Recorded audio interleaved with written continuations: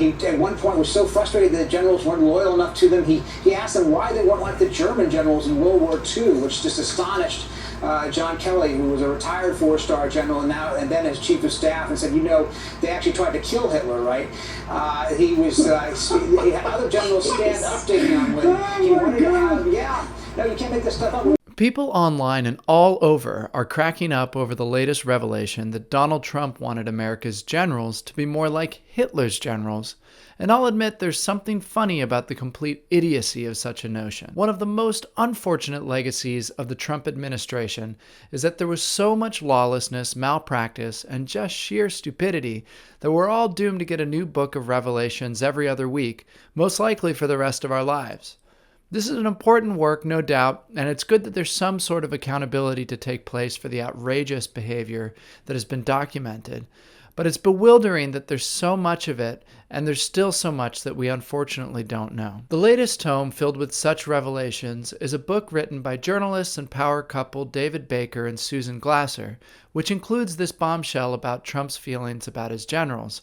And wow, this one has layers. So let's dig in. First, Trump, who's not surprising anyone here, is openly wishing America was more like Nazi Germany.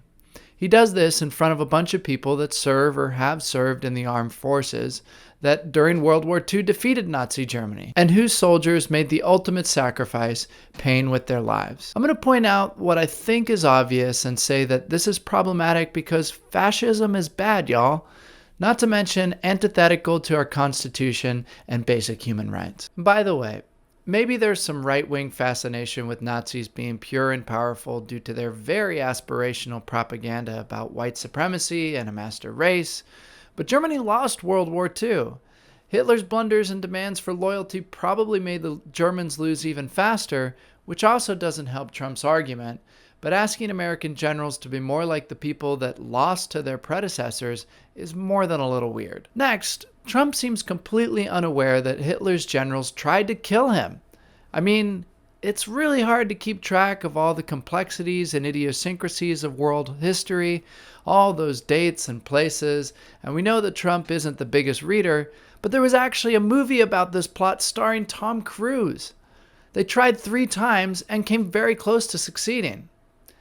Trump apparently refused to admit that he may have been off track here, but the worst part of this is yet to come. And we look in this excerpt at the president's relationship with his generals and how he viewed them. He viewed them as people who should be loyal to him in a personal way, which then went against the grain for the professionalized military, which doesn't see their role as being political actors. They don't want to be politicized. And so you had this war basically for 4 years, long before January 6th, between a commander-in-chief and the generals who thought that he was a danger to the country. The president is the commander of the armed forces, and the ultimate authority rests with the holder of that office.